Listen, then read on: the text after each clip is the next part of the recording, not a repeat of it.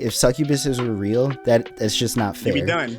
All of mankind on the man side is done. Women have way more willpower. Yes, definitely. I'm folding like a lawn chair in a hurricane. Yeah. I'm an omelet. I'm folded up, bro. Yo, put me in the laundry closet. Call me a towel. I'm done. Hey everybody, welcome to the first episode of The Cookie Jar. I am Tyler. This is Eric. This is a new variety podcast where we talk about anything, everything that comes to mind. Movie, games, anime, life, the internet. You guys, as the listeners, feel free to chime in, leave messages, send us anything you want. We'll cover it. We'll talk it over. We're going to have laughs. We're going to be silly, and it's just going to be a good time, good vibes. Eric, you got anything to say? No, it's 100% going to be good vibes. You know, this is something that I've always wanted to do. Tyler, you know, I've been pressuring you to get this started for such a long time. So I am actually like very excited to get started. But where do you want to start? All right. So format, let's do that. On this podcast, we're going to have categories. We're going to go through, we're going to talk about things in sections. So movies, music, miscellaneous, games, whatever. So I was thinking right now, you guys can judge me. The only thing running through my mind right now, thanks to my wife, is K-pop Demon Hunters. So if you don't mind starting with Let's talk about it. Let's go with movies. Please, let's talk about it. My man, right now, 24/7, we have It's on the soundtrack. On. And I'm not talking on the TV. I mean in my brain. Like this is not, like no joke. Right now we're talking, and I got Your Idol stuck in my head. So listen, Golden is always in the back of my head, bro. It's always in the back of my head. It's goated of a song. I mean, I was just at Anime NYC this past weekend, and it was everywhere. Yeah, like my son straight up, he walks around saying soda pop more, and freaking the Miss Rachel, he's like more pop. Yeah, he's with the hands. So like, sure. It's crazy. Like I said it to my wife because I have this weird thing where when I listen to Adele, I joke around. I say I don't listen to Adele with my ears. I listen with my soul. And Golden, that EJ, yeah, it like touches you. Golden hits me the heart. It hits. Like it feels good. Go. I think most of the songs, I think you just feel it, and I think Golden, at least for me, I mean, you have your own opinion, but Golden it just touches you. Yes. And I feel like every song it just does that. I mean, mixed with like the animation, everything together just blends in so well, and it just feels it's like a feel good movie. Yeah. I'm happy for the success. The song's topping the billboards right now. They're talking about releasing part 2. Of the movie? Yeah, they're in works to make a part 2 of K-pop Demon Hunter right now. I mean, more power to them, but I mean, after seeing a movie, I'm trying to think, how? Where do we go? Didn't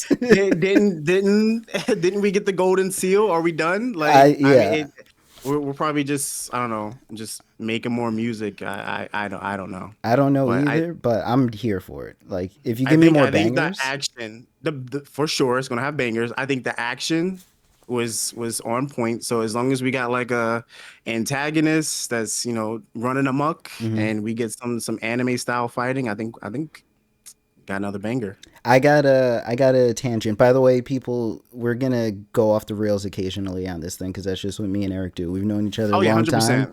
We'll have a script, and it'd be 1, 2, and 3, and we'll be like 1 C D J 5. It don't matter. So, it's crazy. You never know. Yeah. So I was watching Your Idol with my son, and for people who don't know, they're demons, and they're doing like this siren song that's beautiful. They're attracting all these people to take their songs, and it reminded me of this thing I used to think about in the past, and it was silly, but like, you know, the 7 deadly sins, like pride, sloth, greed, wrath, envy, lust. Yep. What are your two main sins that you think describe you? Why you got to put me on the spotlight? Okay, I'll start. I'll start to make it easier. You can think. Yeah. Go ahead. Well, I'm After... gonna go ahead and say one is definitely lust because. Yes. All right, you know what? You go ahead. Okay. Well, I mean, look, I'll break it down easy. Gluttony, whatever. Like, I love food. I'm a big foodie, but I cannot eat. I'm cool with that. Wrath, I like to think. Wait. You cannot eat. Like, I can't. Like... I can. Just, I could step away from food. I can do that. Like, gluttony is not one of mine. It's not. Not me, your boy. Right. Listen, no. There's seven. There's seven to go through. You can't be like, that's me for all seven. You can't just be like, that's me. You got it. So gluttony, not me. Wrath, I got times. I could see red. I got times, but wrath does not describe me. I can simmer it down. Let's see what else. Sloth, I can get up and move. Like, I'm not a lazy person. I do lazy things. I have lazy tendencies. I procrastinate. But when shit hits the fan, I'm a doer when it comes down to it. Okay. I'm envy. I don't really envy people. I'm just gonna get down to what it is.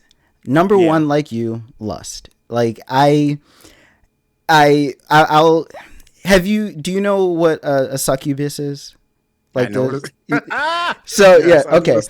I used to joke with one of my friends. I used to joke with one of my boys that, like, if succubuses were real, that's just not fair. That's not fair. It's not fair. The fact that the thing that can come looking like the pinnacle of what you think beauty is, and can attract you, and if you succumb to it, you die. It's a cheat code. It's raps. I'm done. It's raps. I'm broken. All of mankind on the man side is done. It's not fair. And the thing is, women, there's an incubus. There's a male form for women, and obviously there's a lot of women who would succumb to it and fail. But for me personally, women have way more willpower. Yes, definitely. At least we think so. I mean, there's some who might be able to walk away. I'm folding like a lawn chair in a hurricane. Yeah. I'm blown away. I'm done. I'm an omelet. I'm folded up, bro. Yeah, put me in the laundry closet. Call me a towel. I'm done. It's over for me. Yes. It's over. That's the cheat code. That's the cheat code. So one is lust, and number two, as ashamed of it as I am to say it, pride. Like, you could do a lot, but, like, if you question my pride, don't. I'm a lot of things. I'm a proud man. I've worked hard to reach a level of success and stature. Do not belittle me. Do not. Listen. Don't come after me. Don't come for my ankles. You got it, bro. So that's my two. Lust and pride. That those two are just I feel like those are, if you're gonna attack me, that's probably the best way is to attack lust and pride. To go for the pride. Okay. Yes. So like you, I would say lust 100%. Mm-hmm. That was the first thing that came to my mind. Listen, it's constantly a demon that you gotta battle and you gotta win. Otherwise you done fucked up, man. So I get it. So lust for sure for me. Yes. And I would say greed. Greed, really? Greed. I can be a greedy nigga. It can just take me over. Like, you can give me a little bit, give me a little bit, and yeah. I will. So you're one of those. Don't give him an inch, she'll take a mile. You're one of those. I'm out. It's too late. You already gave me an inch. I'm gone. I'm okay. Sorry. I didn't think that. I legit, like, knowing you, I would not think greed was number one for you. But okay. Yeah, greed is up there. Okay. Greed is up there. But it's like a positive greed. I don't know if that's a thing. It's a positive greed where, like, if I can see an avenue for, like, success, yes, I'm all in it and I'm greedy to get there. So in movies, there's always those dudes who, like, make it into Hollywood, and they always hit that crossroad where, like, it's be a loyal dude and be cool, or sell your soul and step on top of your friends to succeed. Are you selling your soul? I'm not selling my soul. You're not? There is always a noble way of doing things, Mm-hmm. and you don't have to ruin friendships. You don't have to sell your soul. You don't have to end up on at some Diddy party. You ain't got to do any of that Oh God. to get to where you want to be. There's Yeah. always a clean path. Well, that's kind of why like Cat Williams says he didn't get as successful. He He he said said he that. didn't sell his soul. He said like he was offered Soul Plane and stuff like that, Yep. and he didn't want to sell his soul. I love Kevin Hart, and I'm not gonna put any type of proof into what he said, but he said that Kevin did not say no to the same deals that he was offered. Is all I'm gonna say. True. I love Kevin. I love Kevin, so I'm not gonna say this is true or I false. think we all love Kevin Hart. I'm just saying what he said, and that's it. Yeah, Um, that's all we can say. He said that I think he said the same thing about the Fast and the Furious series. He yeah, says that Hollywood approached him and Ludacris, yeah. and he said one person had Something to about the shave their braids. head. Yeah. Yeah, had to shave their heads. And he said one of us is standing here with braids and the other one's not. And I'll let you do the math. So That's crazy. That's absolutely crazy. Segueing from Sinners and Hollywood, another movie we both watched. Sinners. Sinners, yes. Tell me what you Michael thought about B. Sinners. Tell me what you 100%. did. It's all right. So hold on. Let me gather my thoughts because hold on. I want to say movie of the year. Ooh, I want to ooh, say movie of the year because I'm thinking to myself, what else came out that was that just blew me away? yeah.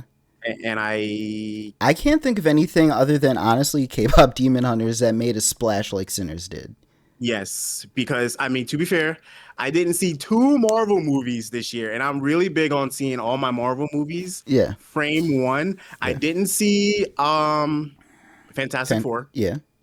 and I didn't see what was the other one? Marvel this year? No, no, yeah, Marvel this year. It was like springtime. It's with Bucky and Whoa, shit, it's gonna kill me.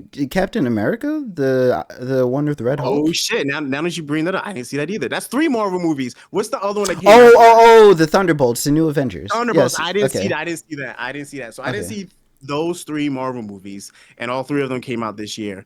Um, but I think even if I would have seen them, I think Sinners is still like it still wins I only will. because Yeah. Go. um the Marvel movies, you know what's going to happen because if you Yes. follow the comics, it's kind of like, they're just following the script. Sinners is something new, something fresh, Yeah. and I think the story did a good job of going in a direction where you think you know what's happening and then Yeah. the movie just takes a suspenseful turn and it's just like something completely different.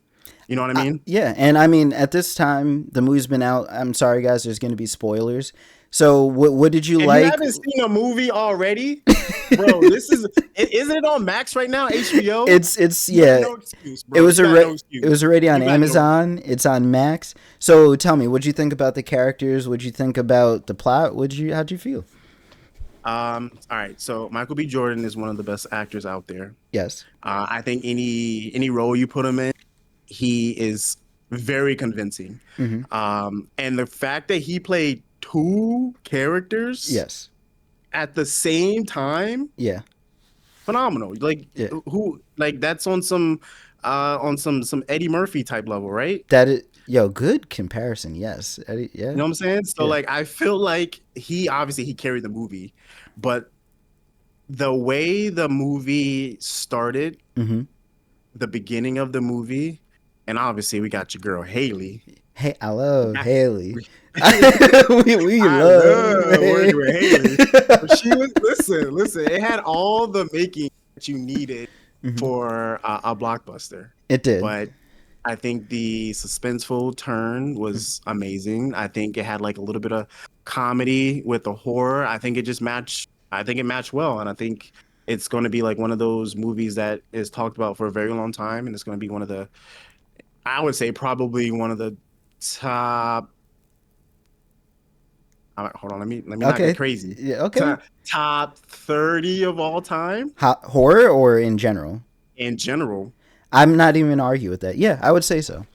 30? I think 30's fair, Yeah, right? 30's fair. And I say that because it reminds me, because Mm-hmm. Eric danced around it. He didn't spoil it. I'm gonna spoil it. It Okay, go ahead. reminds me of one of my all-time favorite movies, From Dusk Till Dawn. You go into From Dusk Till Dawn and you see Quentin Tarantino and you see George Clooney, and these two dudes are just brothers who are criminals on the run to Mexico, and they meet up with this nice Christian family, and you're like, okay, they're gonna go across the border, get into shenanigans, whatever. They make a stop at a freaking bar, and then everyone turns into vampires and starts eating people, and you're like, what is this goddamn movie? What happened? I've been in this 45 minutes, and now we are hunkered down waiting for the Now sun we're to here. rise. You're like, Yep. why? And then that's what Sinners does. You get these two brothers who just want to do a nice thing because it's slave times. It's technically post slave times, but you know, segregation, black people still aren't being treated right. They want to Right. do a nice thing for their family in their hometown. They got money. They come in. We're having a nice time. Music is playing. We're seeing spirits. And next thing you know, we got vampires knocking on the door. Yep. And now we got to fend till the sun rises. And Yep. you got, yo, the something Ryan Coogler's been doing, the music in all of his movies. Because even when the vampires are out doing that, like, I don't want to say the jig, but they're, That leprechaun yeah, Irish jig. yeah, they're doing, like, you would never think in a Ryan Coogler movie you're going to get folk music, but you get, like, this Irish folk style song that Yeah. would normally be out of place that hits. Like, Yeah. these vampires are just dancing, and it just hits. It's the perfect vibe, and it's in, you know, the action, just the violence. good. The one thing for me, it was a lot more blood than I expected. The blood came off goofy, but I think that was kind of like the vibe. It was like a weird juxtaposition of like goofy gore, but with like this serious action, and it worked. Yeah. Yeah. It worked. I wasn't expecting it, but it worked. You It get did work. you get a good story of these two brothers, which honestly, I found out. I heard he was twins, and what I thought it was going to be was there was going to be like a really nice twin, and then I didn't know about the vampires, and when that got spoiled for me, I was like, oh, maybe it's like a nice twin and then like an evil vampire brother. So I thought there was going to be a big personality difference. Wait. So you thought one of the brothers was Or already a vamp- yes. So I thought like, so imagine like Smoke Never thought is of just that. like, I thought Smoke was like a working brother who's like nice and kind, and then Yeah. Stack went Stack off was on his like- own, comes back, and he's like a vampire, but Smoke doesn't Yeah. know, and then like maybe Stack starts like tricking people, pretending to be Smoke, and Yeah. then like turning people, and then I thought they were gonna have to like face off head to head. That's what I That's thought an was gonna interesting happen. plot. That could have been like a plot for the movie. That Yeah. could have been. Yeah. I guess the only thing that would have changed is that vampires can survive in the daytime because Yeah. obviously he was in the daytime with Yes. him. But that's a good thought. Well, this That's is crazy. I never this thought was about that. this was me not like this was me just hearing like spoilers Yeah. Like, and then before you going in. yeah, Yeah. before you see the movie, yeah, before you knew that they couldn't survive in the sun and all that good stuff. Yeah. Yeah. So that's what I thought. Or they would do some weird tricky stuff like in Vampire in Brooklyn. I don't know if you've seen that, but Eddie Murphy, like he's always in like a limo with tinted out windows, or he stays in his apartment and then comes out, like some weird stuff like that. But overall, loved the movie. I thought it was great. Yep. Ryan Coogler and freaking Michael B. Jordan just can't do wrong. The rest of the cast was awesome too. You had, I'm forgetting the actress's name. Obviously we know Haley, but the woman who was in Loki, she was great. You just Wait, had which it. woman? The black woman, Smoke's girlfriend. Yes. She was in Loki and she was great. Like everyone was awesome. So I was really happy about that. And I just hope they keep it up because he's working his way to a generational run right now. Like everything he's touched has been gold. And if he just keeps it up, he's gonna be like on Tarantino's level. And that might be controversial for some people, but he's doing things the right way, and every movie he's done has just been a hit. Been gold. It's been gold. And you mentioned the Marvel movies. I did see Fantastic Four. I had a good time with it. What'd you Uh, think about it? You so think it's you? So like, do you think? Because without seeing the movie, I do read things that aren't spoilers, and it looks like the Fantastic Four is kind of like positioning themselves to be like in the center of like the Marvel cinematics. yeah, Do you think that this new big bad, which is one shit, what's his name? What's his name? what, Doctor Doom or Doctor Doom and Galactus. Do you yes? think that these guys are going to be able to carry the new big bad name like Thanos did? Okay, without spoiling, because this one I will not spoil because you're my boy and I'm gonna be good to you. Okay, I okay. will start with my thoughts on Fantastic Four. All right, Fantastic go ahead. Four. I think the only issue people are going to have with Fantastic Four is Marvel fatigue at this point. Because if this exact Fantastic Four comes out a decade ago, I think people love it. It was good. The tone for me was great. They didn't go too goofy. Like post Thor Ragnarok, they realized, oh, comedy is hitting. Let's make everything really funny, and funny equals good, which I liked. I appreciated. I will say Mm-hmm. that funny only equals good for Guardians of the Galaxy. I Yes. think in every other movie they were kind of leaning in too much on funny, and I Yes. don't think it was like well received. Yeah. But to kind of like rebuttal like Marvel fatigue with this movie, to my understanding, you can correct me if I'm wrong, Mm-hmm. that this is like a new, fresh Yes, it was. That start for yeah. Marvel movies, And that's right? and that's what I was gonna get at. If you are gonna complain about this movie, it's only because we've had 15 before. Because to me, it was a good movie. The characters were Mhm. well done. There are complaints because I love Pedro Pascal. I'm gonna start with that. Great, Man, great, he was. great actor. Don't But get me started in Last of Us. listen, great actor. His read was the perfect genius, perfect scientist, but in my mind, Reed has a little bit more personality to him, and Pedro didn't have that. Obviously, he had stuff going on. There was a lot going on in his life, so he didn't have time to be anything but serious. But I just feel Okay. like a little more humanity and a little less calculator, and then we would have been rolling. The Thing and Johnny Storm relationship in this movie, one of the best I've seen, because in the first movie with Chris Evans, they were too comic booky. They couldn't get along. Everything was always a fight. In this one, they felt like brothers. Like they're Yeah. joking and they make fun of each other, but then they laugh about it and they're being good. They're being good family. Where in the Yeah, other and one, they're yeah, go.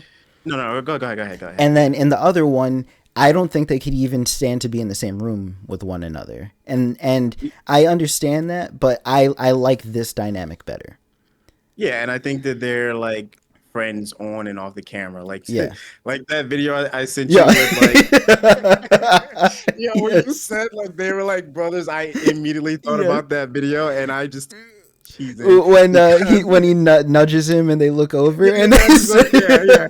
And he just got like the straightest face. yep. That shit is gold to me. That's when you know like that's some real friendship because like Yes. you can't like make that shit up. Yeah, and that was messed up too because he knows what he did and he kept a Yeah, straight face. He 100%. didn't He break. kept the Yeah. shit. He didn't break character for once. He did not break character for once. um. Holy shit, that, Yeah. that was too good. For I the, still look at that video from time to time just to get a little laugh. But yeah. for the people who don't know, the actors who play Ben Grimm or the Thing and Well, Johnny the whole Storm, cast, the whole cast the was whole right cat, there. yeah, the The whole whole cast cast is is there, and they're doing an interview, and the interviewer, the woman conducting the interview says something like, "I would take it all in" or something like Yeah, that. she said I think she said something along the lines of like I was watching it, I just want to gobble it Well, up. yes, and the Johnny Storm actor nudges the Thing actor, and gives him one of these, Not not but not, not even nudges. yeah, He just like straight looks, face and yeah, just like just looks, and but he he doesn't say a word. doesn't say anything, just with the straightest Face face. just looks, and then the Thing actor, he doesn't want to crack, but he looks over at him and immediately loses all composure. He loses it. He couldn't keep it in. And he had to do one of these. And poor Pedro. Poor Pedro's looking over, and he's like, I want to know what the joke is. What the hell is going? Like laughing, like what the hell?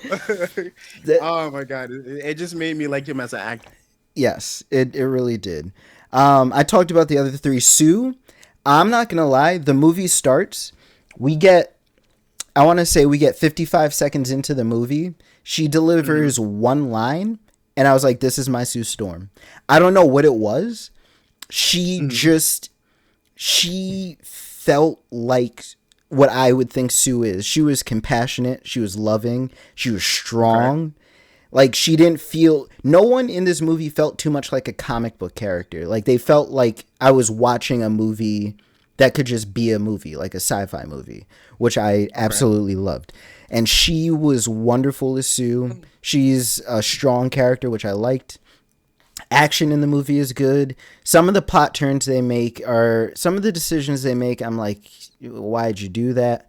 But overall, I was talking to my friends. I give the movie like an 8. I'd give the movie an 8 out of 10. I won't. 8. Yeah, I'd give it an 8. I'm not going to go beyond that. You asked me about Doctor Doom and Galactus. I 1000% believe Doctor Doom can be the next Thanos going forward because of who Victor Von Doom is. You mean like in the sense of like Robert Downey Jr. playing him and being such a great actor to like deliver what he can do, or do you mean like the history behind who Doctor Doom is as a character and like the abilities that he has? Number 2. Well, not to take away from Robert, because Robert could do anything, but because... And we get him back in the Marvel Universe, which is good. Yes. Thanos was a tyrant, but he had morals and he had a code. And Thanos was a good character because he had presence on screen, and even when he wasn't beaten ass, he was commanding presence. Victor, when done right, Victor is like he is also a genius, because Thanos was a different kind of genius. To me, he's like a commander genius. He's like a military genius. Victor is like a scientific genius with megalomaniacal he wants to be God. That's it. He wants to be God.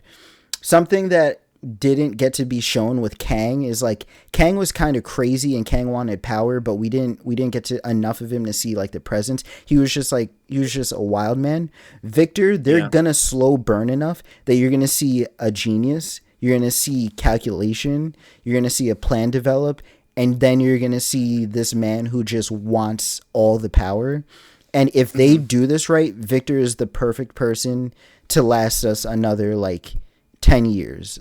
And really, I genuinely believe Victor Von Doom is perfect because of things he's done. Like, people who know about like the Secret Wars and things like that, like where we have like characters set up like a chessboard and we have to like we're battling for the fate of the universe, things like that. Like, if they do this correctly, I think Doctor Doom is perfect to lead us going forward. I really do. Okay. Yeah. I mean, I don't know much about Doctor Doom as a character. I mean, a lot of everyone knows like the the traditional like Marvel characters, but when you start adding in like these new characters, I don't start like learning about them until they hit the big screen. Yeah. And then I do a deep dive, and then I'm kind of like privy to what they can do. So like I don't really know like what Victor is capable of and like what his backstory is. So I'm actually really excited to see not only him as a character on the big screen, but Robert Downey Jr. back in the cinematic universe, because I feel like he kind of carries like that first phase. He did carry, Iron Man did carry, so I want to see him carry, not in the protagonist, but kind of like in the antagonist side. So that's gonna be kind of cool to see. It's gonna be sick. Robert's gonna do a good job. I want to shift. We're gonna go over into music. Just because something that is really big, not to us, but I want to be inclusive. Something really big that happened recently. I'm not going to date the podcast by saying dates, but something that happened really big, and I just want your insight on it, because this is a world neither of us are in. But Taylor Okay. Swift recently she got engaged, so congrats to Taylor. And then recently she was on her boyfriend Travis's podcast. And for those of you who don't know, Taylor Swift is Wait, he has a podcast? Yeah, he has a New Heights podcast with his brother Jason Kelsey. So Where does he have time to run a podcast? Isn't he supposed to be on the field? bro, Isn't this they got an off season. I mean, now it's preseason. Yeah, so they aren't they playing? Oh, so you mean to tell me they only podcast in the off season? No. I mean, they. To be honest, I haven't been listening long enough. I've only started listening since this off season. But there's more than enough time for him to be like, all right, Jason, because his brother's retired. But like, they could just shoot for an hour. It's I didn't know his brother. His brother played football. Jason, his brother is a 2-time NFL champion. He was with the Eagles. Oh yeah, he's a Philly boy. He's like, no idea. Philadelphia loves Jason Kelsey. Like, we love Haley. Philadelphia loves like, no joke. Jason played with Philadelphia his entire career, and he's like their favorite adopted child. It's kind of crazy. Oh, okay. So they love him out there. And people who don't know, Taylor has never done a podcast, like an official podcast before. So her going on her boyfriend's podcast, now fiance, was a big deal. Which is very wild to me because, like, all the accolades that she has, like all of her success, you would think that she has at least dabbled in like a podcast just to like kind of talk to her fans. And she is a private person. And she takes her private life very seriously, except for what she chooses to share, which honestly is a lot. So if you have the time, whether you're a football fan, a music fan, or just a fan of like entertainment, I recently had a friend starting like a year and a half ago who is the biggest Taylor Swift fan in the world that I've learned of. And they were sending me a few songs, and I was like, all right, some of this is actually a lot better than I thought. Because growing up... Listen. I was with you. I didn't like Taylor Swift. I just thought, I was like, first of all, not to steer off because we gotta stay on topic. No, it's good. No, go. First of all, I will literally listen to anything but country. Yes, right? Yes. And when she first started off, I would see Taylor Swift on stage with that big ass guitar, and I turned the TV off. I did not care. I didn't give two shits about what she was playing. And then she transitioned to more pop? Yeah. Say pop, right? Yeah. Pop. All right. And then when was it 1998? I'm not sure. 81? What's 81? 1981. All right. When we're gonna look dumb. Hold on. We gotta look this up. I'm not gonna try. I gotta do her some justice. Okay. I will say that is my favorite album. 1989. We're both okay. 1989. Okay, 1989. That is my favorite Taylor Swift album, and I will admit, I know 90% of that entire album. All right, that's not bad. Lyrics from start to finish. But that honestly, partly because I was chasing the girl that liked the music. Yes, right. Yes, and yes, she's the yes. one that put me on. Yes. And I listened to it, and I was like, I don't listen to this shit, man. Taylor Swift, I don't listen to this. But you know what? That's gonna get me closer to you. Then you know what? Hit play. Yeah. Like, hold on. Yo, Taylor does this now? Well, it's funny you say that because I remember she was, because I remember this was the shift in the Taylor persona, because like you said, she's doing country and stuff, and I remember being in the car with my dad the first time Bad Blood came on the radio and the first time I heard it, and I was like, this is Taylor's just threatening someone's life. I was like, excuse me? I was like, you putting a hit out on somebody?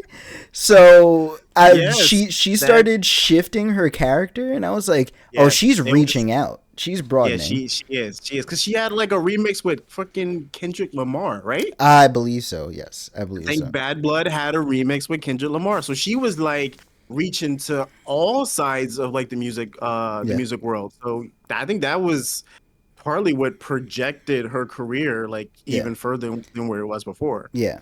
So if you are a fan of anything, like neither of us were big Taylor fans, you listen to this podcast and you come out with some type of appreciation for her boyfriend, for her new brother-in-law, they all come out because fans of Taylor, I've read all the comments. They were like, yo, these two meatheads were actually sensitive and open and gave her a safe space to talk. And then fans of football were like, yo, Taylor's actually like methodical. Like the stuff she puts in so many Easter eggs. She's worse than a Marvel movie.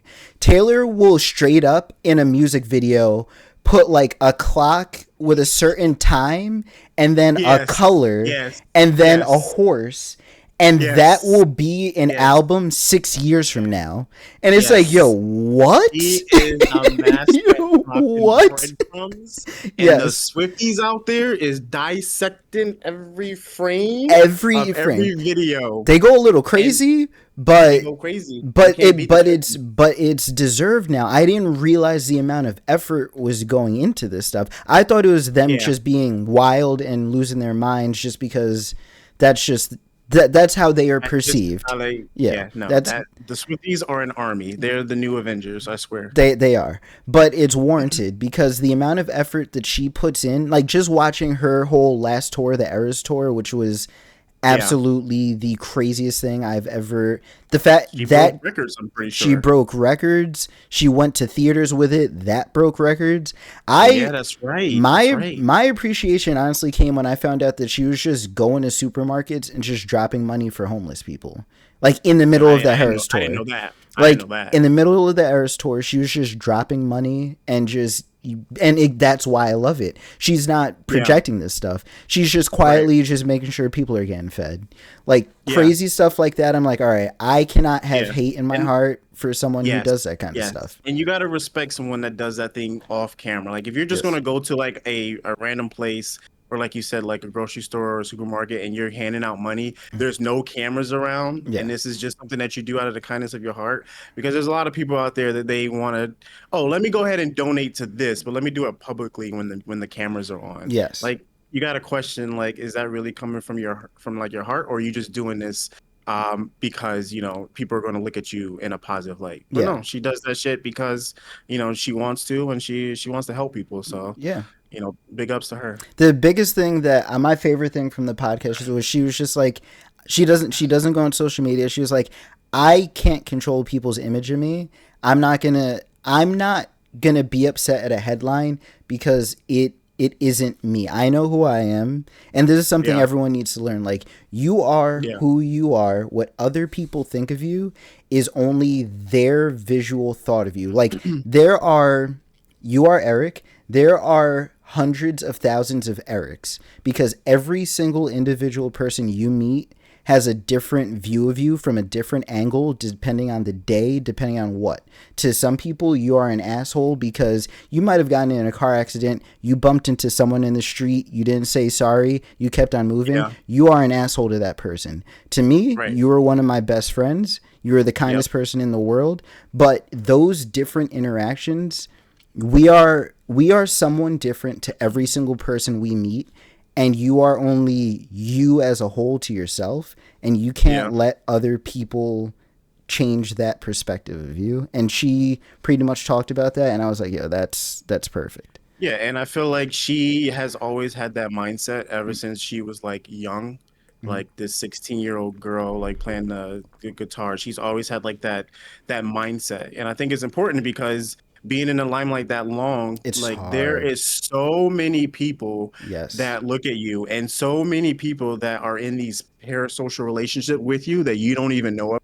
Yeah. And they have like all these type of perspectives of you, and you just have to like understand, like at the end of the day, you are not that Twitter post that you see online. You are not what's on the front of this magazine. You are you, and you can't let nobody shake and waver you from what you are. And I think that she is, one of the there's a reason why she is rarely seen in any type of like negative light, is because she doesn't let anything get to her and shakes her soul. And I'm glad you brought up the parasocial relationship. I forgot I wanted to bring that up. It is crazy, and I'm not poo-pooing anyone. Like, you feel as attached as you want to someone that you look up to. Because everybody knows that Ariana Grande is my wife, so I don't know why. I don't know why You know what I'm saying? Why? Yo, Don't let me tell you how everyone but her knows. It's crazy. We've been yeah. married 8 years. She doesn't know, but it's all right. She knows where my heart is at the end of the day. But Or at like, least she will. you can feel as close as you want, but it's the people who choose to. You have to. It's hard to love someone and not realize you are not in their life, because Taylor is opening herself up to all of her fans. She wants them to feel like they are in her life, and then they in turn feel connected to her, to which they are. But you unfortunately get that disconnect to where she is not aware of her millions and millions and millions of fans. So like, I just want people to be careful with that, because I love a lot of people. I love a lot of artists. We're actually going to get to another one in a second, but I love Gambino. We talked about Michael B. Jordan. I love, man. yes. And like, as much as I love them and I feel connected because we all love anime, we all love the same type of movies, we all love this, and that. That doesn't These mean, people don't know who they are. yeah, I can't walk up to Michael B and be like, "Yo, that last episode of One Piece." Yeah, you're right. That last episode who of are you? And you're like, security? Like, nah, dog, we both love One Piece. We're both black. We came up in the 90s. Like, yo, we're brothers. Like, you can't do that. Like, you just can't. Yeah. And that, I just want people to be safe. Like, love your thing, but love it within boundaries. Like, have boundaries. Yeah. And there's craze fans out there. I mean, you see this, you see the headlines, people doing crazy stuff just to get the attention of like their idols. Like, what was it? There was like that kid that ran on the field to try to like talk to Messi, and then like his bodyguard like stormed like the field, almost tackling like this poor 12-year-old kid to stop him from trying to like just say, "Hi, Messi, I love you" type shit. Yeah. So I mean, some people take it obviously way too far. Not me though, because I'm actually married to Ariana. Yeah. You sent her a letter. Yeah. There's right back. Yo, there's gonna be a stand situation. I'm a wrestling fan, and this wrestler, it's bad for females too, especially like the attractive ones. But this female wrestler, she lives in a gated community, and she said someone just rang her doorbell and just waited outside for like 2 hours, and she wasn't home. She was in another country, but her ring cam came up. Yeah. Like, someone found out where she lives and just waited. Another female wrestler, some dude broke into her house, like attacked her. Like, it's crazy. So like, it's not even, you don't even have to be like that famous. Like, even like big time streamers are getting doxxed, and the same thing. People are showing up at their house. I mean, you never know who is out there who has been quote unquote loving you for the last 10 years, and they think that you are their everything, and they just, I don't know, they can't be with you, nobody can, and they'll do something crazy when they finally find you. Selena, that whole Selena situation, that was who? Selena, the singer Jennifer Lopez played in the movie. Oh yes, Selena. Yes. That's like the biggest. Excuse me, sorry. That's like the biggest kind of example of that for me.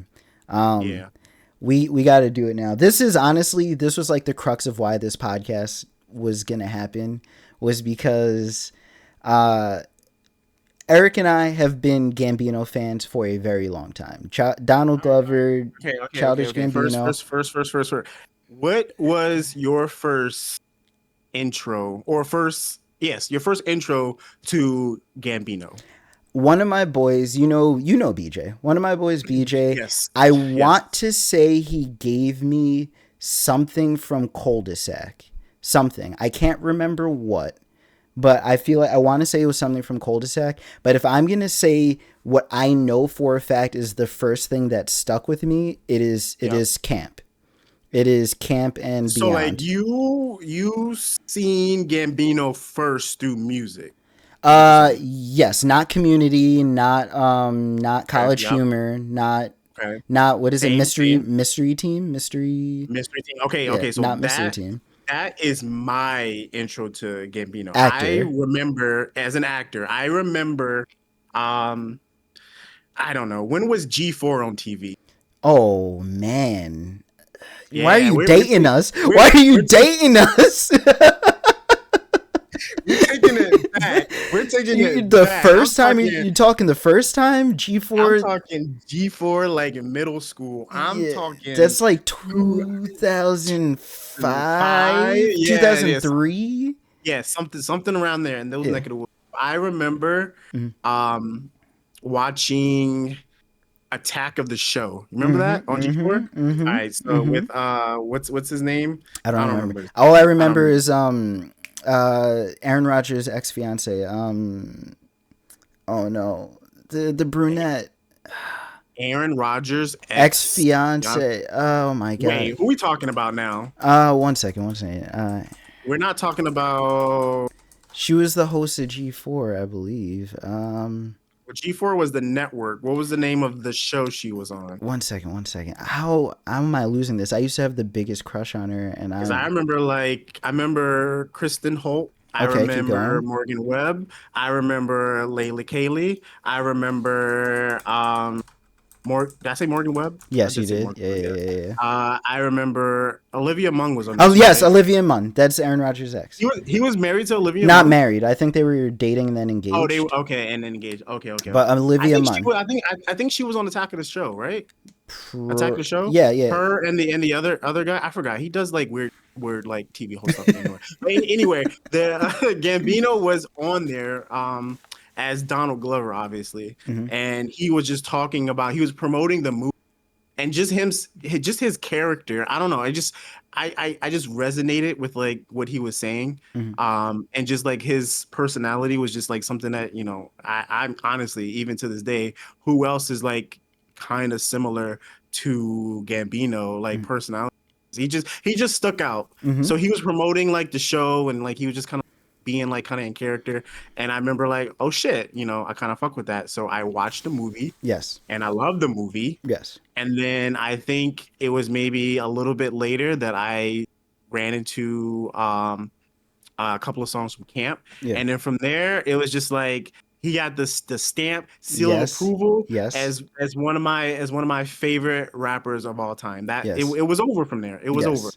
So I don't remember.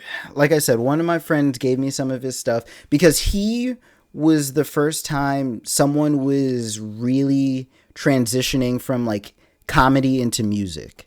Yeah, He was a writer for people who don't know. He was a writer for like I think SNL, 30 30 Rock. Rock. He was a writer for 30 Rock. Sorry, a writer for 30 Rock. And then he was doing stand up. His old stand up is actually very freaking funny. I've seen his stand up. And Yeah, then I watched some of his stand up, and then he transitioned to music, and it was like, damn, this is actually good. Like yeah. this isn't bad. This is good. And just the things that he was rapping about is just like he was like, yeah, I was that nerdy kid. Yes, People call me it was this. People relatable. call me that. It was 100% relatable. Yes, But he was just like, I'm still me. I'm in my own, and I'm, fuck what anybody else has to say. This is me, and I'm here. yes, And it's just like something as when you're young and impressionable. These are things that you kind of pick up on, and it's yes. something that helps you. And I You know think what I mean? and exactly because what rap was and still is isn't where rap in the 90s was perfect for its time because that is the grind a lot more people were going through. And then Yeah. once we get into the 2000s, mid 2000s, a lot more, and this is, I don't mean this to be a race thing, but rap and hip hop is geared towards people of color. Guys like Eric and I growing up are not in that same grind and struggle. We're not struggling to sell drugs. We're not doing all that stuff. Where Yeah. we may still be lower middle class, maybe even poor, but we're watching cartoons where we're able to think about girls, we're able to have a happy life, but Yeah. rap isn't presenting that, and he's one of the first people who still grew up struggling, but Yeah. he's not dealing with shootouts, he's not dealing with Right, guns, yeah, he's not dealing with he's not drugs. talking about drugs. Yeah, Yeah. exactly. Yeah, he's He, he's rapping about the cartoons that he like, yes. Invader Zim. He's rapping about like the girls that he Yes. was crushing on and like Yes. things like that. And it's like things that are relatable. And the thing it's almost like things that because I'm pretty sure because even nowadays rappers they rap about video games. It was like almost they were too afraid to rap about those things back Yes. then because of like who perceived them or what they thought like their peers would think of them. But he didn't give a fuck. He was No. like, I'm a rap about things of my childhood, things that I like, Yes. and he grew an audience because of it. And Yes. I'm, a part of it. And honestly, I was telling Eric and our other boy Lewis, Camp, if I had Camp on Spotify, if I had a physical CD, that shit would have been worn out. Like, I used to sit and I used to play League of Legends. Camp, I would hit the repeat button and I'd be done. I would be locked in 5 hours. Camp on repeat, League of Legends. Repeat. I'm sitting in college missing classes because I got the two things I need. I got Camp and I got my video games, and then that was it. That's all you need. So favorite song on Camp? Go ahead. Yo, that's hard. Hold up. That they hit for Listen, different reasons. I could have made it harder. I could have said favorite Gambino song. Well, we're gonna get to actually favorite Gambino's. Damn, no, I can't. Can I do like favorite? My favorite. Yes, nope, go. Nope. Okay, You can't. My favorite Gambino song is "Shoulda Known" from the Royalty. I don't mixtape album, whatever you want to say, but from Royalty, "Shoulda Known." Yeah. Favorite song, hands down. See, I love Freaks and Geeks. That goes kind of hard. Okay. All the Shine goes pretty hard. All the Shine. Okay. Camp. Go ahead. Power. For some reason, Power. I like the last song on Camp. For some reason, because of the story at the end. My wife cuts off the story at the end every time. She's like, all right, song's over, cuts off the story. And I'm like, what are you doing? This is it. Like, this is the relation. That's the icing on the cake. That's the cherry on top of the album. Like you can't skip that. He doesn't get off the bus. Like, he's still on. He's still on. He's still on. Somebody go check on my boy. Like, oh my god! But I'm saying the very first time, the first like 3 times I heard Heartbeat, the mix of the beat and the mix of like him talking about this girl that he's with, who's with another dude that he's like. I can still feel the first time like the beat was hitting, my heart was beating, and I was like, yo, this is kind of raw. And he's talking about real shit, bro. Like Heartbeat, I overplayed it for myself. I'm not gonna lie, but those no such thing. I'm just saying I still love it, but it doesn't hit me like it used to. But I still love it. But what we were talking about that led to this was you guys asked me my favorite Gambino album. And yes. Gambino album. And then you guys said your favorite and I hadn't heard your favorite. So we were completely isolating because the internet, because everyone says that that's their favorite. And we narrowed it down. We just said between Camp and Stone Mountain, not Stone Mountain and Kauai, Camp and Stone Mountain, what would I rate higher? Because we didn't do a whole tier list, which we could do later on if you want. But I hadn't heard Stone Mountain. So you said listen to Stone Mountain and then tell me what you think. I listened to it. All right, go ahead. I need first reactions. Go ahead. Let me hear what you got. I listened to Stone Mountain a full time through. And then I didn't want to give you a reaction off just one listen through. So I went and I listened to Stone Mountain, just Stone Mountain, no Kauai, a second full time through. And I had more appreciation for it. I still personally rate Camp higher than Stone Mountain. And this is why. And we know this is all subjective.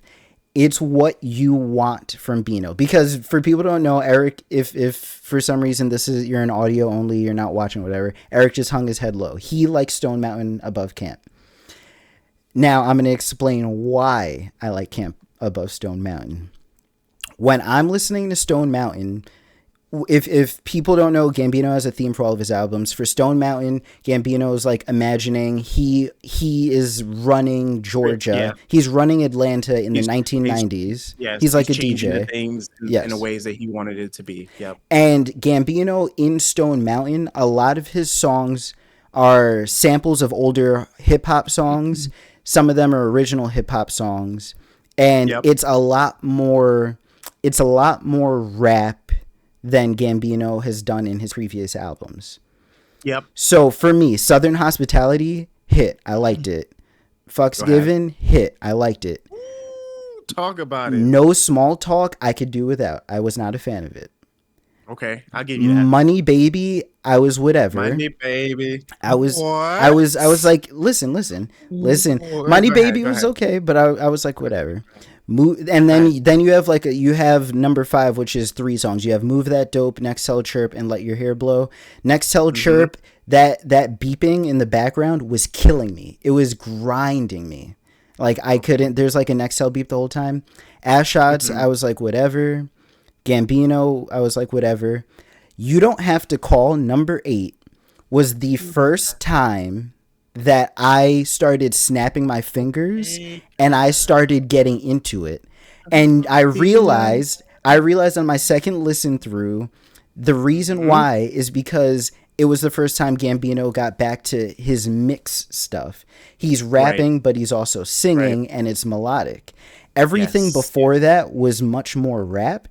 And I love rap, but rap isn't my number 1 genre. It's not. Okay, that's fair. I'm more of an That's fair. alternative guy. I like rock. I like alternative rock. I like my music to have more instruments and melodies versus being good beats. Like when I listen to a song, the first thing I'm listening to is the beat, then the lyrics. The lyrics come in second. You Don't Have to Call was the first time that a beat. Actually, Southern Hospitality was pretty good. Fucks Given had a good beat. You Don't Have to Call was the first time where I started bobbing my head. I was snapping my fingers, and then I was into it, and I was like, all right. Then Chandler Road hit, and I was like, okay, this is fire. I got into Chandler Road, and I was like, all right, this is good. I'm bopping. Then we get to the last 2. We get to All Ya and Go DJ, and then it started going downhill again, and I was like, all right. Now, I went back and I listened to all of Camp again. And actually, I listened to the wrong thing afterwards. Camp hits from the beginning. I'm grooving. Yeah. I'm snapping my fingers. Because in Camp, he's got choirs in Camp. He's got women singing. He's got fire instrumentals. And I think that's why it's kind of like, I can see the comparison, but it's kind of unfair because like, Camp is a well-developed, well-produced, where like it feels like Stone Mountain is just like, he didn't put as much soul into Stone Mountain as he did to Camp. Camp was like his baby. You know what I'm saying? So he definitely took good care, and it's just like Stone Mountain was just like a little bit of different pieces of Gambino, all at the same time. And like all in your face, you know what I mean? Yeah. But I feel like Camp it was well put together, and it was each track was put in a specific place for a reason. Kind of like because the internet. Because the internet was like done the exact same way, which is why like if you own the it comes with like a storyboard, because you're supposed to like read and then listen, read and then listen, and then you get like this vision in your head of like what he's actually trying to tell you, not just through his words, but he puts an image in your head so you can see what he was thinking or what he was feeling as he was like making this music, you know? Yeah. And the thing is, I'm not poo-pooing Stone Mountain, so I don't want anyone to think that I didn't like Stone Mountain. It's just that it depends on what Gambino you want. Gambino says it in Camp. He was like, black and white music, that's a mixtape. Like that is the Gambino I need. I want melodies. You need bonfire in every album. No. And the thing is, that's what I was gonna say. I listened to the wrong album. So I listened through all of Camp. I'm moving, I'm grooving, I'm feeling it. And I was like, damn, I haven't heard Bonfire or Bonfire or Heartbeat or even LES. I don't even think I heard LES. And I went back. I listened to a YouTube mix that didn't even have the 3 biggest hits, and I was grooving. I was moving. So the 3 biggest hits were removed from Camp, and I still, even the songs I didn't like, I was like, damn, damn, the lyrics don't hit, but the beat is still like, okay, like I'll just ignore the lyrics. So I listened to Camp without my three favorite songs, still Wild. felt it. Whereas I listened to Stone Mountain 2.5 times, and I was like, I still would give Stone Mountain a good grade, but it depends on what Yeah. Gambino you want. I don't love pure, strict hip hop Gambino. I like Hmm. alternative rap Gambino with some Right. melody, with some singing. Like Yeah. that's my Bino. So And we that's don't even why. talk about his most recent I project have to go because back and re-listen to that, to be honest. I that gotta was hot ass. don't And I feel like nope, nope, nope, nope, nope. We don't sugarcoat shit. we're That not was okay, hot ass, okay. and He's gonna get at you. he it's fine. He needs to hear this. So it was hot ass, and I feel like he did not do his fans justice. You started off with, Camp, Kawhi, all those good stuff. It was phenomenal. Mhm. And then your last two projects was lackluster. I understand you said that Childish Gambino was a persona that you felt like you had grew out of, Mhm. but your music didn't have to steer so far away that your fans are looking at your music like, um, is this Gambino or like I what is this? What th- is this? What are we doing here? So this is where being an actor and being intelligent is hard, because I think Donald Glover approaches music with a different mindset than other musicians. Actually, kind of similar like Taylor Swift. Taylor Swift wanted to evolve, and each of her albums is a different stage of her life. Gambino, I think, wanted that, where each album represents a different portion of his personality. And I know you're Yeah, not, and I'm okay with and that. I know you weren't a big fan of the Awaken My Love. Awaken My Love. But for Except me, for Redbone. Except for Redbone. Awaken My Love, Redbone, and Terrified, like Awaken My Love made me feel like it was 1995. It was a Sunday morning, and my mom is vacuuming with Smokey Robinson on in the background. Like I did. that was the vibe I got, and I was like, "Yo, I could groove. This is R&B, and I'm cool with this." And that was what That's Awaken not My what Love I'm did to me. looking But for. and that's why I said it's. When I think of Gambino, I that's not know, what I'm looking for. I And he know. and then he carried that into the next one, which name I don't even care. I don't even give a fuck because that album is straight trash. I erased it from my mind. I will never hear that album again. There was not one song in that album that I can be like, yo, you want to listen to this? No, it was hot ass. Mhm. And let's just forget that those two albums was even created But because we did get Feels Like Summer somewhere in the middle of that, though. yeah, How'd you like, yes, how'd you yes, like that? but yeah, Summertime Magic, and then No, no, feels like yeah, summer. yeah. How'd you feel about Yeah, Feels Like? I still bop to those to this day. Okay, But okay, that was before he transitioned to okay. whatever the fuck. But like but like those two, like it was fire. And I think that was only because it was a promotion for that movie that he did with Rihanna. Yeah. Did you see that movie? It No. was on, I think it was Amazon Prime. I forgot the name of it. It was something Island. But that movie was fire, and those two songs were played and performed Mm. in that movie. So I think it was just like a Okay. but yeah, those songs were fire. And the thing is, so back to my point, I didn't really finish it. He approached music with an idea of evolution, a beginning, a middle, and an end. And he might have overthought it. And I don't want to be defending him because I didn't love everything he did. I'll say that. I didn't love everything he did. It Ass, didn't. bro. Just say And it's ass, bro. I Fire. think he might have overthought it because he wanted to play out this story. Whereas if Mhm. he, because I remember in an interview he said, like, I'm not a 20-year-old kid. I'm not going to be rapping about chicks in the club and all that stuff that he did on Camp and the prior Was stuff. that during his Hot Ones interview? I don't remember which one it was, to be honest. Okay. It might have been. I've listened to too much Gambino stuff to isolate it. But like, Yeah. and I feel that, but it's what we love. Okay, it's what we love, but we're being greedy also. I'm gonna stop defending him after this point. Wait. I'm gonna stop defending him because music, as much as it is for us, music is an expression of oneself. So if the amount of actors and musicians who feel burnt out and stale because they're making projects to appeal to the fans is so huge because it no longer becomes a work of passion, it becomes a work of duty. he's doing something he's passionate about and the way he wants to do it. We may not agree with it. We definitely don't agree with it. We didn't like it, but he's doing something because he loves it and the way he does it, so it doesn't become something he hates. And that's it. That's it. I'm done. That's it. That's it. That's all I'm going to say.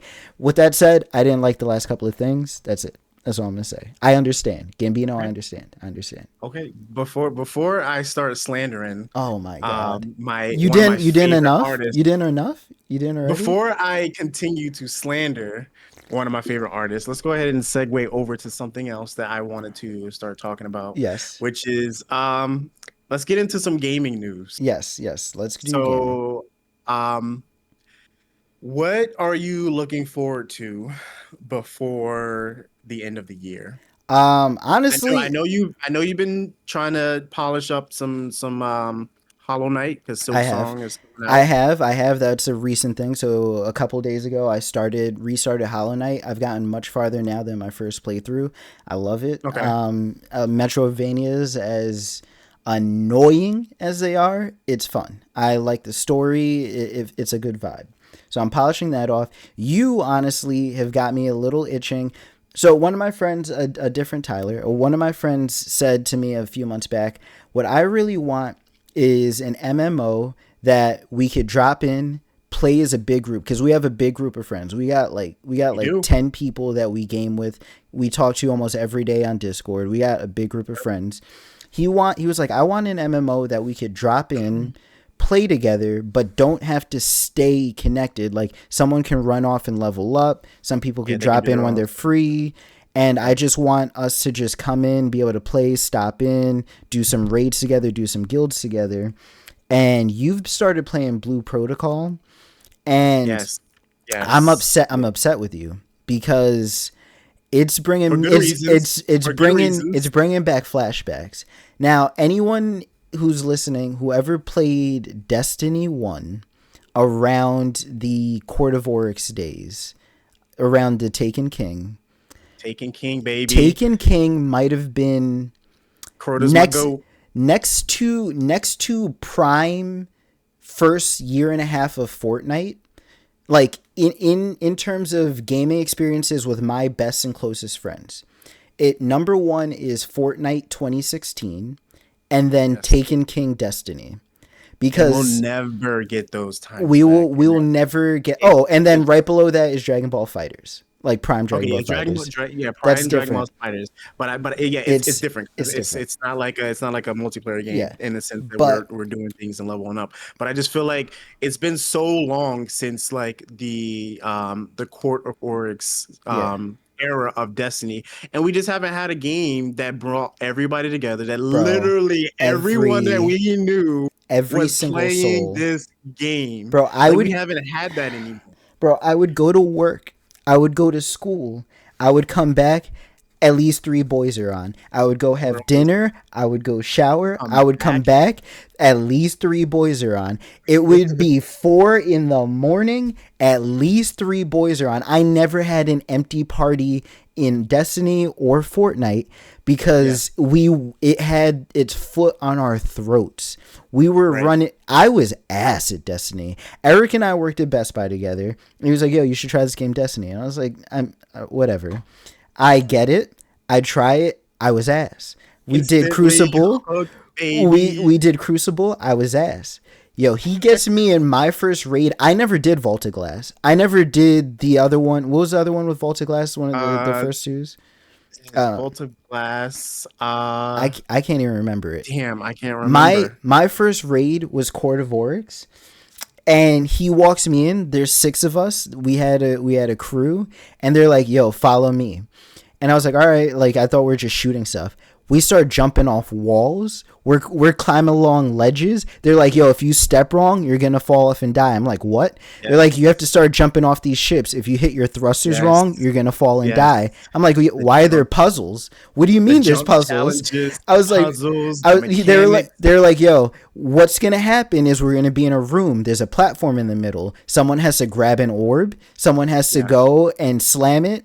It's gonna be you're gonna be 5th." The And memory. I was like, why do I have to be fifth? They're like, it's just a rotation. Like everyone's got to take a turn. I'm like, but why do I got to take a turn? But why? The way they formatted those raids for a shooter, like it would make sense in like a WoW type of format or a Dragon Age and like an MMO RPG. For a shooter with just 6 people, to mix my favorite things of shooting and puzzles and having a mystery and having to figure things out, I was hooked. And it was absolutely insane. My first time beating Oryx was such a good feeling. It was such a good feeling. I just remember boys just taking out because if one person on your team died, you couldn't hold the platforms. You couldn't, because one person dies, and I died a lot. People would leave the lobby. If one person comes, and I already forgot their names, but the big ass monsters shooting the lasers, with the freaking things on their head. If you didn't have a Gallahorn to take them down, it was it. Yeah. The ogres, yes. Almighty take care of those ogres. Yes. And someone had to someone had to pull the ads, because if the ads were coming in and they were trying to get the guy who was trying to jump to the platforms to the sisters, done. Yes. Like, you had to pull aggro at the right time, because if your boy was trying to jump to the platform and an ogre shot a laser, you're done. Like that type of precision in a shooter. The communication had to be top notch. I swear. I swear. If it wasn't there, you wiped. And it's something about going in as a 6-man with your boys, and you starting from the beginning, going through all the puzzles, getting to that first boss. Puzzles, second boss, all the way up to the final boss. Yes. And then you get to the end and you complete it together, and then everyone's hovered around that treasure chest at the end, and dancing, dancing, doing the emotes, and then you want to see who got the exotic. You can't beat that feeling. Oh my god, you can't beat that feeling. I miss that. But the reason why Tyler is bringing this up is because I have been following a game called Blue Protocol for over 6 years now, I would say. I don't know how long this game's been in the making, but it was developed. It was only in Japan. It released only in Japan. I was lucky enough to get into the closed beta. I played it. I was like, okay, this is cool. It reminds me of Sword Art, which is one of my favorite anime. We gotta talk about anime at some point. So we'll get there eventually. But it's got an anime feel, but it's an MMO, dungeon crawlers, level up. It's like the total package. So I'm like, all right, telling everybody this game is coming out. It's going to be hype. And then the game canceled for reasons I don't even remember at this point. So I thought it was a lost cause. So I was a sad boy for a couple of years. And then a couple years, that's depression. My guy, that's depression. Listen, I just cured it with Blue Protocol.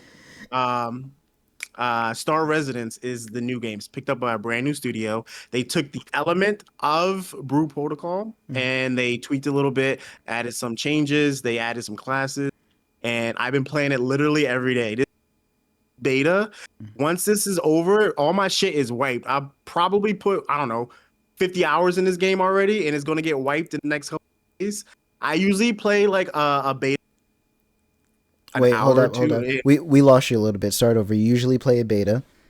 Yeah, so I usually play a beta for about, I don't know, maybe like a couple hours just to get like a feel for it. And I'm just like, yeah, I can see myself playing this.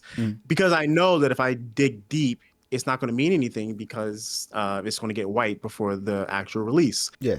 Bro, I've been playing this game literally every single day. Non-stop. After we're done here, I'm playing next game. I'm going back in. I can't get enough. It's too good. Like the art style, the combat, the dungeons, the mechanics that we loved in Destiny, it's all there. It is. So I would love more than for the whole crew to get back into this game. I'm going to try to make it happen, because the minute I saw you in a dungeon, this man was in a dungeon, and you're like, okay, you just hit this thing real hard.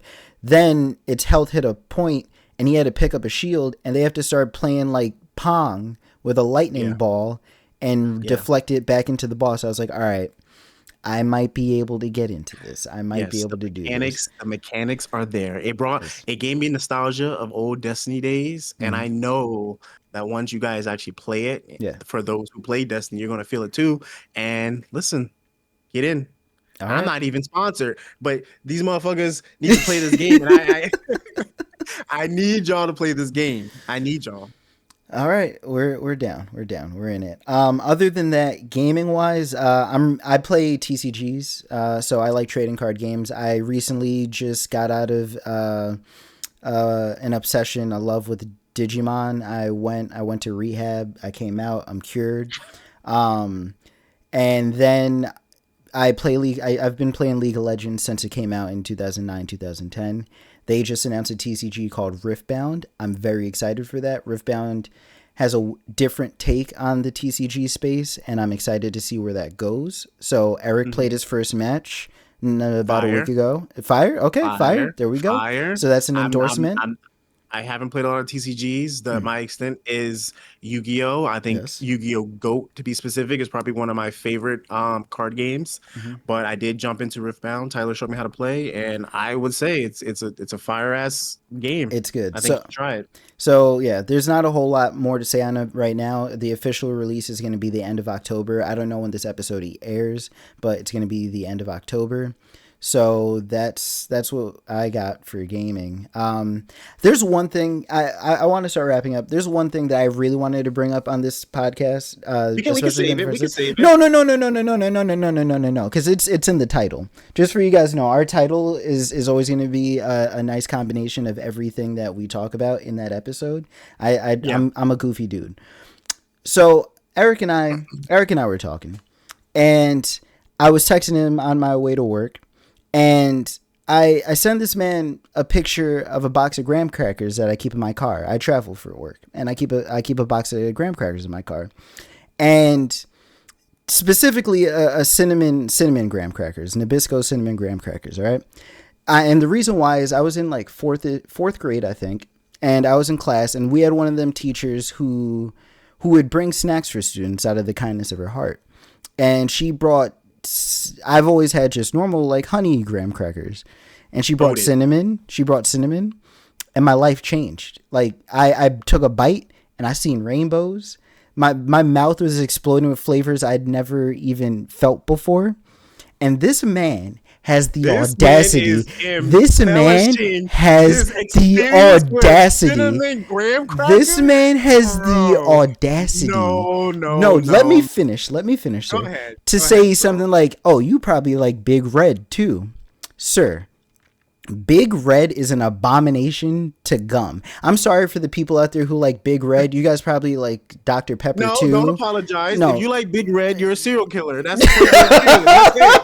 That's it. Nobody has ever in this history walked into the store and saw gum on the shelf, saw juicy fruit, spearmint, and Big Red. It was like, yeah, I'm gonna get that Big Red. No, if you did that right now, you're probably behind bars. You're probably not even gonna see this video because you're a serial killer. No. Someone's about to get out of jail and be like, "Yo, where these dudes live? I'm gonna find them. I'm gonna find them with my Big Red." Anyway, so this dude said, "You probably like Big Red too." No, sir, because I said, "What? So you don't like Snickerdoodle cookies?" And he was like, "Of course I do. By the way, Snickerdoodle, probably the best cookie ever made, but that's a different topic. I make them every year for Christmas time. Snickerdoodle cookies amazing because cinnamon sugar. Oh my god. Anyway, cinnamon sugar. So I'm like, it's like a Snickerdoodle cookie. You don't mess with those? And he was like, yeah, of course I do. And I was like, so why don't you mess with cinnamon crackers? And he said, because it's spicy. Excuse me? Bro, it's cinnamon sugar. It is a graham cracker. Cinnamon sugar. Cinnamon sugar. Cinnamon is a spice, sir. It is. But not spice. Everything with spices are spicy. You don't bite a Snicker. You don't bite a Snickerdoodle and say spicy. Into a cinnamon graham cracker, that shit bites back. It's not the same. I'm sending you a box. I'm sending you a box, and you're gonna bite it, and you're gonna be like, "Damn, I was wrong." I mark my I've had it words. before. I've had it No, before. Mark, Don't I don't don't. don't I don't send know. that I'm abomination to my sending house. it. You're getting Don't 3 send that boxes. You're abomination. getting Don't 3. send. 3 of them.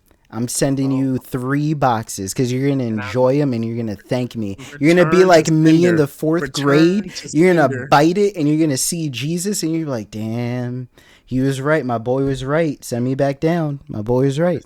I'm telling you. Listen, if it happens, I will retract my entire statement. Yeah. But it's not going to happen because it's not going to happen. Whatever. But go ahead, bro. Go ahead, No, bro. that's it. Anyway, that was it. I just wanted to end on that because I just had to get my discussion out there. Just so you, honestly, I wanted this because we've been agreeing a lot on this podcast. There's discourse between the two of us. We do not see eye to eye on everything. In the upcoming episodes, there's going to be some discourse, be some back and forth, and you know, I personally need y'all help, so I'm gonna need y'all to put some shit in the comment, and I want to know like your best. Your favorite Gambino song. Yes. I want to know what games y'all looking forward to. Yes. I want to know if you think all like big red lovers should be in jail. I need to know all that. I need to know all of it. Yo, I need to make sure I'm not crazy. Yo, like Eric said, we might start up a Twitter for this. We already have a Discord, but I don't know if we're gonna make that public yet. That was for our gaming stuff. But if we get enough people who want to like get around and chat and find a community, we'll set that up. But let us know in the comments. Let us know on Twitter, like movies, games, food, entertainment. Like I don't care if it's just like because we'll do like random tweets. I don't care if you just we'll go off on a tangent. Yes, we don't care what the topic is. Yes. Let us know anything that is on your mind. If you're having a bad day and you're like, yo, was my girl like going crazy, or was my boy, you guys are men, was my boy crazy for acting this way? If you want story. That, tell we'll us. Get into it. We will. We'll get into we'll do whatever. So this first episode, we didn't have a lot of crowd stuff to work with, but going forward, you let us know. We'll do whatever. All right. So I got nothing else to say. Do you got something to say? No, I'm glad that this is the beginning. This is the first chapter of more to come. Make sure you guys hit the like. Subscribe, that thing. Yeah, that too. Comment. We need the comments. It's gonna help fuel this adventure that we are gonna take everybody on. Oh my god. But, it's gonna be a lot of fun entertainment. God. Okay, it's getting late. It's gonna be a lot of fun conversations and a lot of entertainment for you guys. Thank you for making it this far. I appreciate it because it's been a little bit and we've been just saying nothing for a whole lot of time. I think we should just call this the show about nothing. I'm gonna steal that from Seinfeld. That used to be the Seinfeld tagline because it was just Larry David embellishing stories about his life. Like this is gonna be the show about nothing. Yeah. This is gonna be the show about nothing. But thank you guys, and we'll see you in the next one. All right, later. Peace.